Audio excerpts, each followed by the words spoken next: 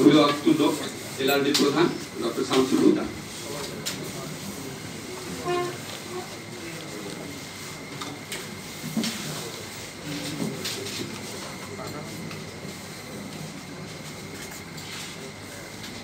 মিডিয়ার বন্ধুরা এবং সুধীবৃন্দ, কথা অনেক হয়েছে, আমি লম্বা কথা বলবো না।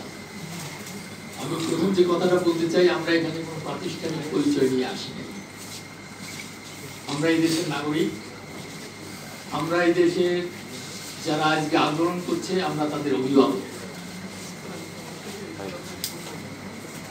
যারা এখানে আমাদের সম্মানিত শিক্ষক আছেন বিশ্ববিদ্যালয়ে, তারা শুধু শিক্ষক না, তারা অভিভাবক।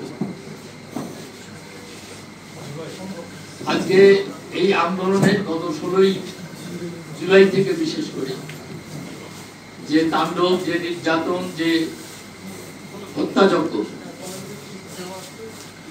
আমরা আমাদের লিখিত বক্তব্যে বলেছি, গত 100 বছরের ইতিহাসে এই উপমহাদেশে এর কোনো নজির নেই। যে হত্যাযজ্ঞ চলেছে, এটা আমি 71-এর মুক্তিযুদ্ধের একজন সামান্য কর্মী হিসাবে বলছি। হানাদার বাহিনী যে নির্মম নিষ্ঠুর নির্যাতন চালিয়েছে, যেভাবে, যে কায়দায়, আমরা কয়েকদিন সেই ধরনের নির্যাতন আমরা দেখেছি। এরকম বাংলাদেশ দেখার জন্য আমরা মুক্তিযুদ্ধ করি নাই। আমরা মধ্যবিত্তরা যে পেশায় আছি, যে পেশায় থাকি, কাজ করি, কম বেশি আমরা একটা কমফোর্ট জোনে থাকার চেষ্টা করি। বিগত 15 বছর ধরে অনেক অনাচার, অনেক অন্যায় আমরা মুখ বুজে সহ্য করেছি। আমরা নীরব থেকেছি। আমাদের সামনে আমরা দেখেছি কিভাবে অনিয়ম, কিভাবে দুর্নীতি, কিভাবে অনাচার চলে, কিভাবে অত্যাচার চলে, অনেক কিছু আমরা সহ্য করেছি। এনাফ ইজ এনাফ, এই কথা বলারও সময় অনেক আগে পার হয়ে গেছে। কিন্তু এখন আমরা একটা ভিন্ন সময়ে চলে এসেছি, যখন আমরা দেখছি আমাদের সন্তানদের নির্বিচারে হত্যা করা হচ্ছে, আমাদেরই ট্যাক্সের টাকায় কেনা অস্ত্র এবং গুলি দিয়ে। আমাদের নীরবতা, আমাদের কমফোর্ট জোন, সবকিছু সীমা অতিক্রম করে গেছে। নিচু হয়ে যান।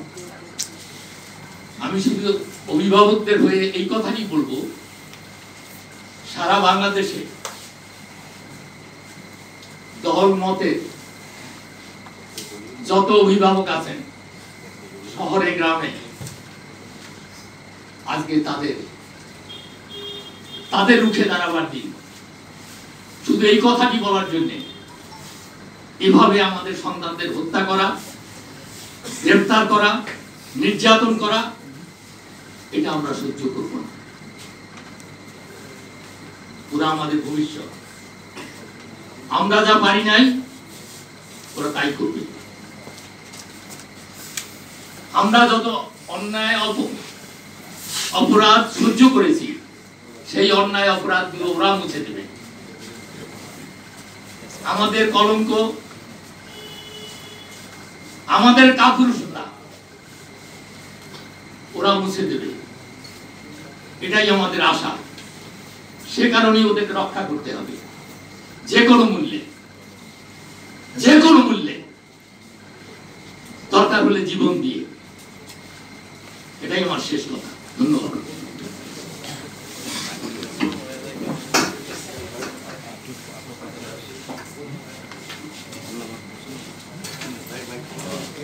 business standard for আমরা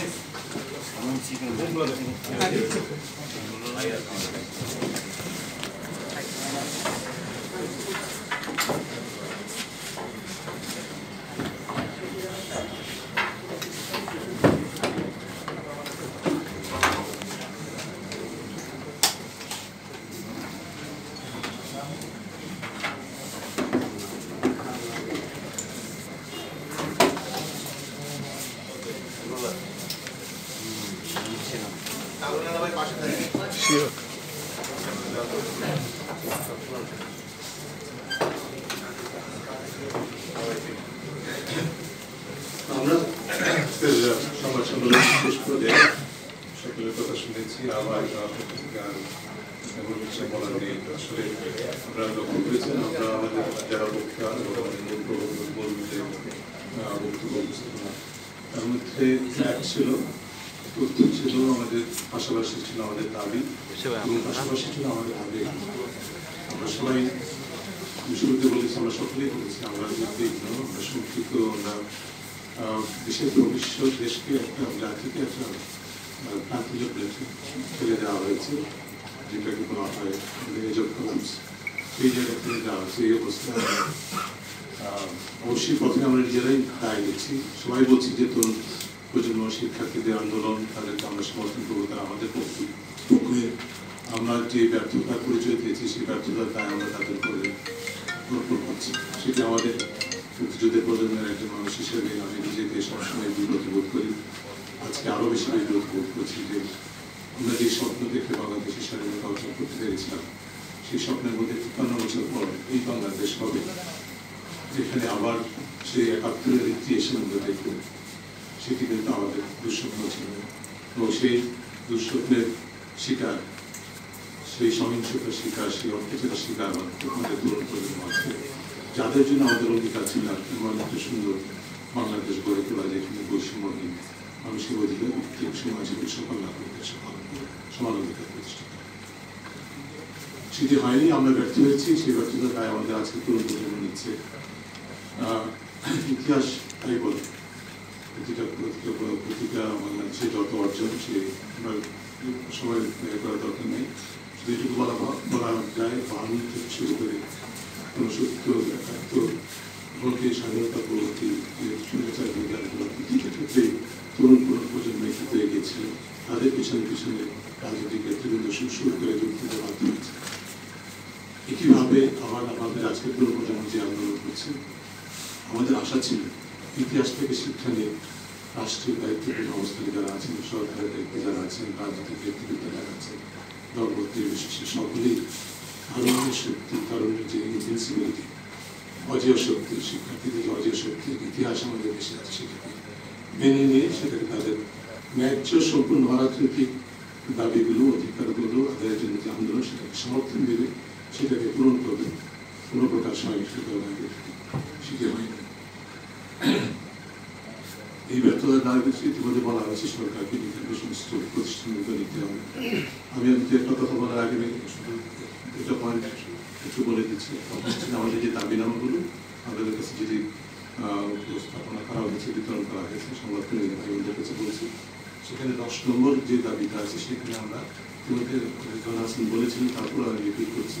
আমরা এক করতে চাই যে গণমাধ্যমের উপর প্রত্যক্ষ পরোক্ষ প্রিন্ট, ইলেকট্রনিক, ডিজিটাল সব গণমাধ্যমের উপর প্রত্যক্ষ পরোক্ষ নিষেধাজ্ঞা প্রত্যাহার করতে হবে এবং সকল নিয়ন্ত্রণ বন্ধ করতে হবে। সেটা আমাদের অত্যন্ত পরিষ্কার হয়। আর দ্বিতীয় বিষয়টি যেটি সেদিন আপনি বলেছিলেন যে আমাদের চিন্তা ছিল যে আজকে এই প্রেস কনফারেন্সের পর জীবিকা জলে যাবো, আমরা সেটা অনুরোধ করছি। এবং আমরা ডিবি কর্তৃপক্ষকে ২৪ ঘন্টা সময় দিচ্ছি। ২৪ ঘন্টার মধ্যে যদি যাদেরকে আটকা হয়েছে, জীবিকা জলে তুলে নেওয়া হয়েছে, সেটি বন্ধ করার সেটা তাদেরকে যদি নিঃশর্ত মুক্তি না দেওয়া হয়, তাহলে জীবিকা জলের থেকে সামনে মানববন্ধন থেকে শুরু করে আরো কঠোরতা আন্দোলনে বাংলাদেশের নাগরিকের পক্ষ থেকে আমরা সবাই আমরা চাপিয়ে করবো। এটি সব সকলের জন্য আমি অবগত করে জানাচ্ছি। এবং সরাসরি এখানে জীবিকা জলের প্রতিনিধিরাও আছেন সম্ভবত, তাদেরকেও বলছি এটা না থাকার কথা নয়, তাদেরকেও বলছি এটা আপনার প্রতিপক্ষকে নিয়ে। কিন্তু একটি কথা আমি বলতে চাচ্ছিলাম, তার মধ্যে প্রথম যে বিষয়টি সেটা হচ্ছে যে সরকার ভুলে গেছে, কর্তৃপক্ষ ভুলে গেছে যে মানুষের বাক স্বাধীনতা, মত প্রকাশের স্বাধীনতা, মানুষের অধিকার ভিত্তিক আন্দোলনের স্বাধীনতা, বৈষম্য বিরোধী আন্দোলনের যে স্বাধীনতা, সেটি সাংবিধানিক অধিকার, কিছুকে অপরাধ এটা বলে গিয়ে এটিকে অপরাধ হিসেবে বিবেচনা করে রাজনৈতিক সুবিধা অর্জনের জন্য যে কারণে প্রতিপক্ষকে গায়ন করার জন্য এই কারণে তারা কিন্তু দমন বিপ্লবের অনুসরণ করেছে। এবং এই পথে তারা সমস্ত রাষ্ট্রীয় প্রতিষ্ঠানগুলোকে যাদের উপর অর্পিত দায়িত্ব আইনের রক্ষকের, তাদেরকে আইনের রক্ষকে রূপান্তরিত করার সুযোগ করে দিয়েছে এবং সেটা তারা অবারিত করতে পেরেছে। তারা দীর্ঘ প্রক্রিয়ার মাধ্যমে এই প্রতিষ্ঠানগুলোকে দলীয়করণ করা হয়েছে, দলীয়করণের মাধ্যমে অতিরিক্ত শক্তির সক্ষমতা দেওয়া হয়েছে, আইন বহির্ভূতভাবে সেই সক্ষমতাকে সেই ক্ষমতাকে নির্বিচারে অপব্যবহার করে মানুষের অধিকার গ্রহণ করছে। স্বল্প মেয়াদে ভাবছে যে তারা তাদের প্রভুদের সুবিধা করে দিচ্ছেন, কিন্তু দীর্ঘমেয়াদে এটা যে বুমেরাং হয় সেটি কিন্তু তারা বলে দিচ্ছে। পৃথিবীর ইতিহাস বলে, বাংলাদেশের ইতিহাস বুমেরাং হতে পারত, সেটা তারা বলে যাচ্ছে। তাই এই পথ থেকে সরে আসতে হবে। আমরা সেই দাবি আবার দ্বিতীয় যে বিষয়টি বলতে চাই, সরকারকে মনে রাখতে হবে যে ক্ষমতার ভিত্তি যখন জনবিচ্ছিন্ন একটা অবস্থানে চলে যায়, যে অবস্থা তারা তৈরি করেছে এখন দেশে, আমরা সবাই বলেছি মধ্যে প্রতিটি মানুষ বিখ্যাত, প্রতিটি মানুষ সংখ্যাত, প্রতিটি মানুষ নিরাপত্তাহীনতায় রয়েছে।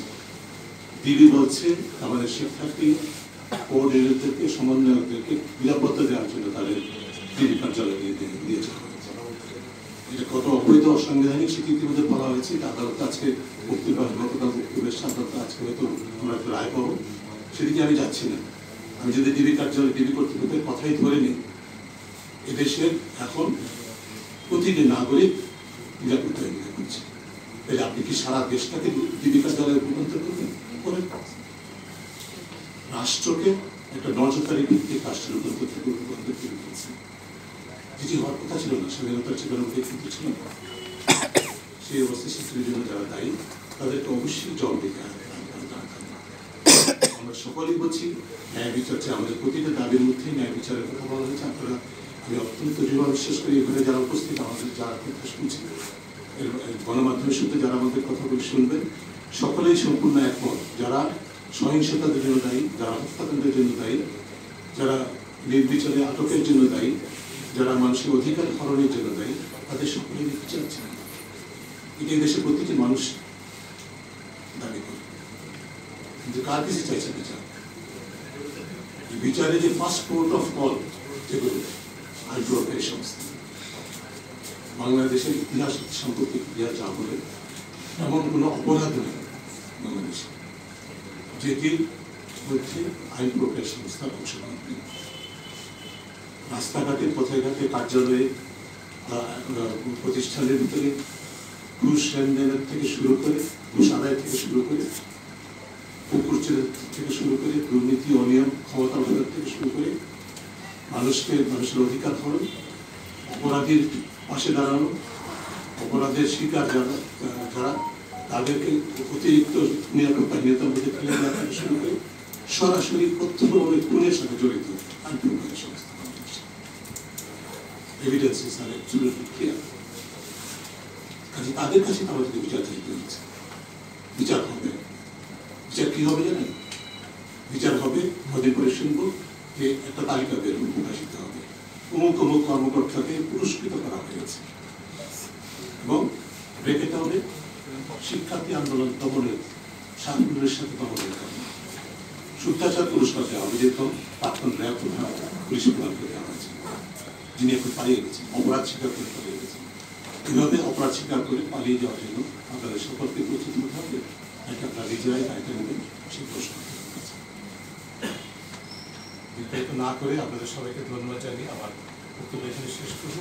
শুধু একটা কথা, আরেকটা কথা শুধু বলবো, সেটা হচ্ছে যে মনে রাখতে হবে যে ক্ষমতার ভিত্তি জনগণ পাওয়ার কথা, সেটি এই প্রকৃতি নাই। দীর্ঘ প্রক্রিয়ার মাধ্যমে বাংলাদেশে সেটি আছে, সেটা বলার মতো কোনো সুযোগ নেই। এই প্রেক্ষিতে আরও বেশি সেটি নেই বলার ছাড়া কোনো উপায় নেই। কিন্তু ক্ষমতার ভিত্তি তো আছে।